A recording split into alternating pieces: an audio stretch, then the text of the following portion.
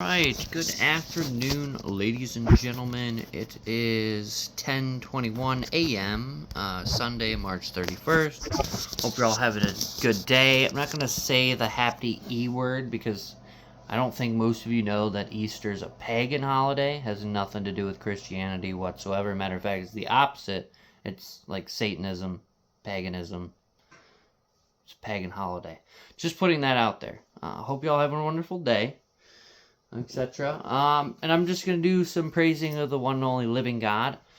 Plan on doing lots of psalms and things of that nature. So I'm going to do a bunch of psalms, most likely, and we'll see where the day goes. We're going to do a little quick prayer. I want to thank the one and only living God, the sovereign Lord, the God of Israel. I want to thank him for this day and every day I'm blessed with on this earth. If it wasn't for him, I wouldn't be here today. That is a fact. And, yeah, a lot of exciting stuff going on. Me and the old lady are about to exchange wedding bands and do like a little feast celebration, so that's kind of cool. So I'm really excited for that. Never thought I'd see the day, you know. And, yeah, just so thankful for all my blessings, all people, anybody who listens to this word and may see or hear some truths or whatever that happens. I appreciate you. Love anybody who watches this video or listens, you know, in the present and or future. May the one and only living God be with you. You know, he's out there, I promise. I ask him, the Son Jesus Christ, the Holy Spirit, to guide my hands to a passage of the Bible or a psalm of in the Bible that they would like me to read today. I'm going to read lots of psalms today, as that is one of the best ways to worship God, because they're literal songs to God. Again, we're just going to try to open it here on some psalms. Here we go. So going right here. We got Psalms 53. Which it's for the director of music, according to Mahalath, a maskil of David. Says, the fool says in his heart, quotations, there is no God. They are corrupt, and their ways are vile. There is no one who does good. God looks down from heaven on the sons of men, to see if there are any who understand, any who seek God. Everyone has turned away. They have together become corrupt. There is no one who does good, not even one. Will the evildoers never learn? Those who devour my people as men eat bread, and who do not call on God. There they were overwhelmed with dread, where there was nothing to dread. God scattered the bones of those who attacked you. You put them to shame, for God despised them. Oh, that salvation for Israel would come out of Zion. When God restored the fortunes of his people, let Jacob rejoice, and Israel be glad. Got Psalms 54. Save me, O God, by your name. Vindicate me by your might. Hear my prayer, O God. Listen to my words, or to the words of my mouth. Strangers are attacking me. Ruthless men seek my life, men without regard for God. Surely God is my help. The Lord is the one who sustains me. Let evil recoil on those who slander me. In your faithfulness destroy them. I will sacrifice a freewill offering to you. I will praise your name, O Lord, for it is good. For he has delivered me from all my troubles, and my eyes have looked in triumph on my foes. We got Psalms 55. Listen to my prayer, O God, and do not ignore my plea. Hear me and answer me. My thoughts trouble me, and I am distraught at the voices of the enemy, at the stares of the wicked. For they bring down suffering upon me, and revile me in their anger. My heart is in anguish within me. The terrors of death assail me. Fear and trembling have beset me. Horror has overwhelmed me. I said, oh, that I had wings of a dove. I would fly away and be at rest. I would flee far away and stay in the desert. I would hurry to my place of shelter, far from the tempest and storm. Confuse the wicked, O Lord, confound their speech. For I see violence and strife in the city. Day and night they prowl about on its walls. Malice and abuse are within it. Destructive forces are at work in the city.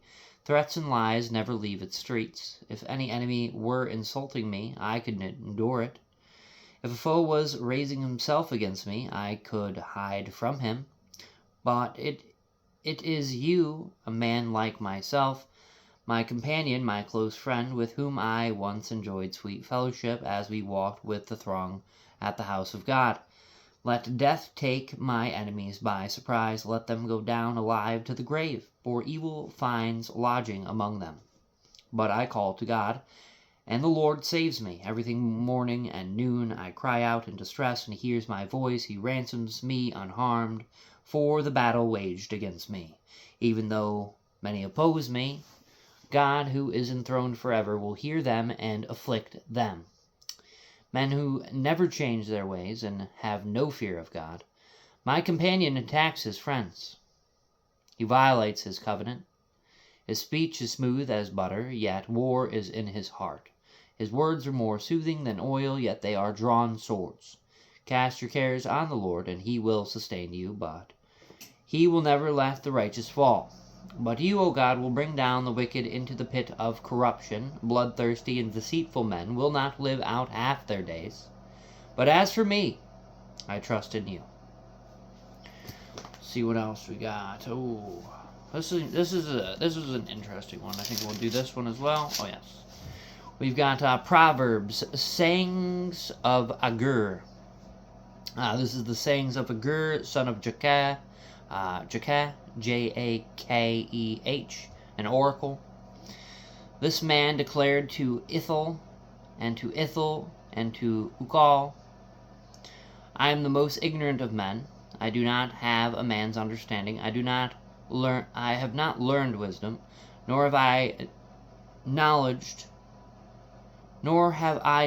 of the Holy One, who has gone up to heaven and come down, who has gathered up the wind in the hollow of his hands, who has wrapped up the waters in his cloak, who has established all the ends of the earth.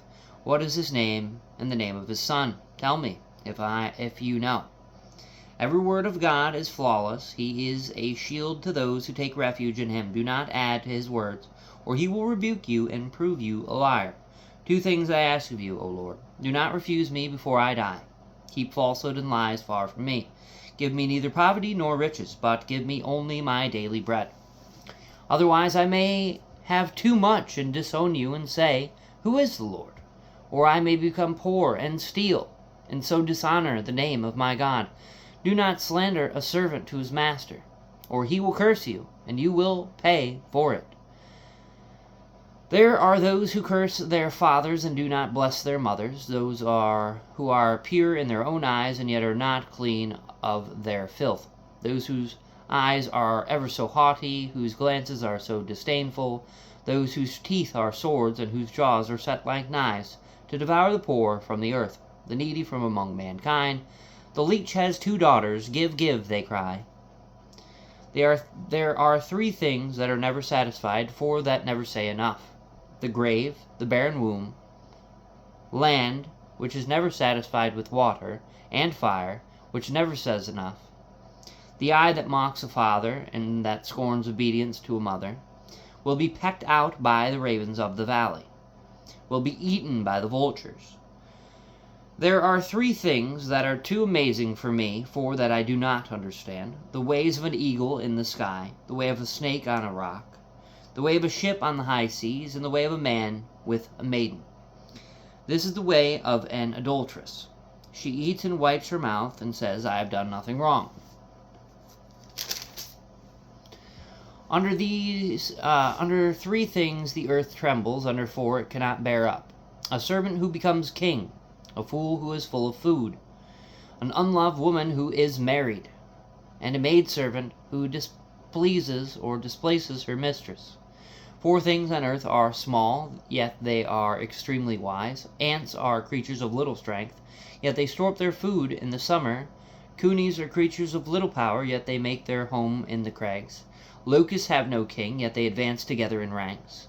A lizard can be caught with the hand, yet it is found in kings' palaces.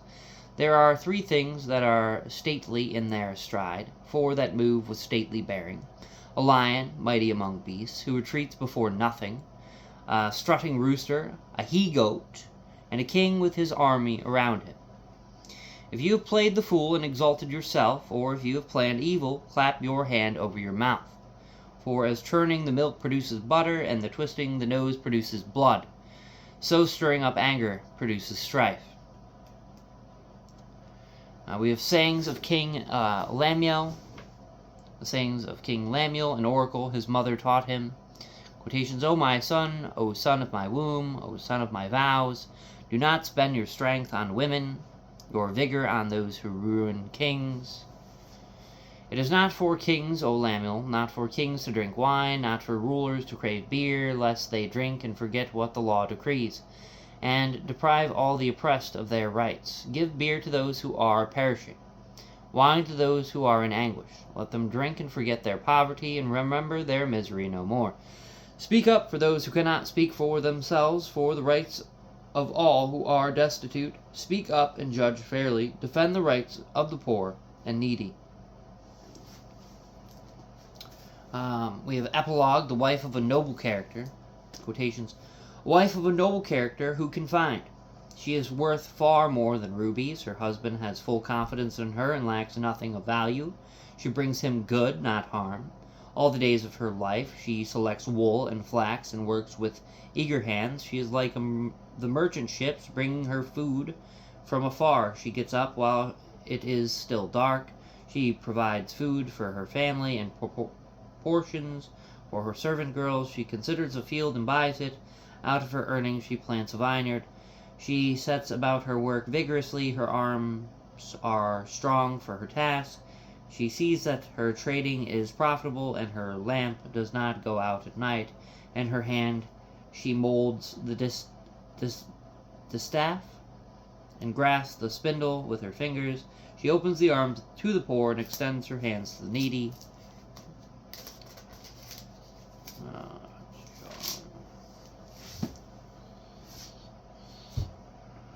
We've got, when it snows, she has no fear for her household, for all of them are clothed in scarlet. She makes covering for her bed.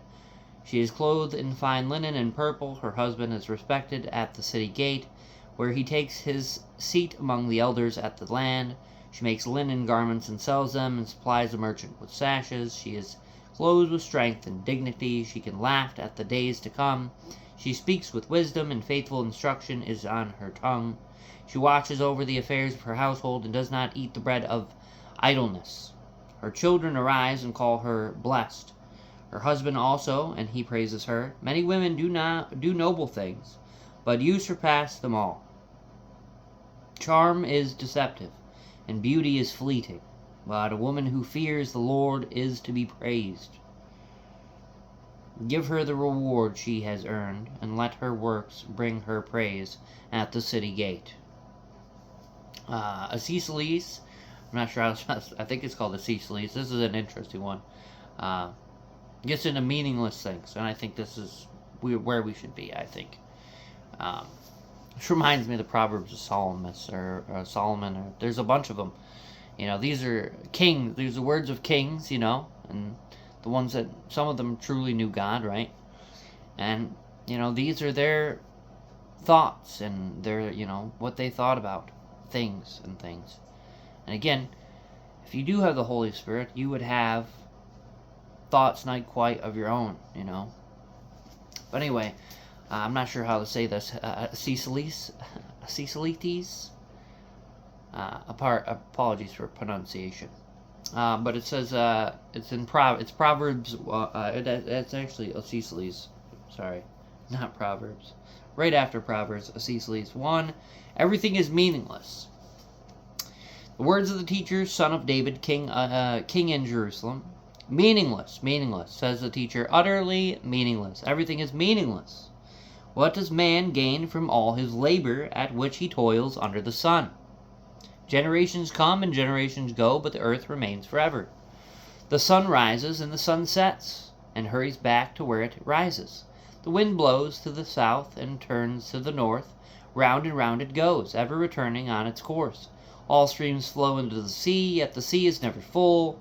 To the place the streams come from, there they return again. All things are wearisome, more than one can say. The eye never has enough of seeing, nor the ear its fill of hearing. What has been will be again. What has been done will be done again. There is nothing new under the sun. Is there anything of which one can say, "Look, this is something new"? It was here already. Long ago. It was here before our time. There is no remembrance of men of old, and even those who are yet to come will not be remembered by those who follow. Wisdom is meaningless. I, the teacher, was king over Israel and Jerusalem. I devoted myself to study and to explore by wisdom all that is done under heaven.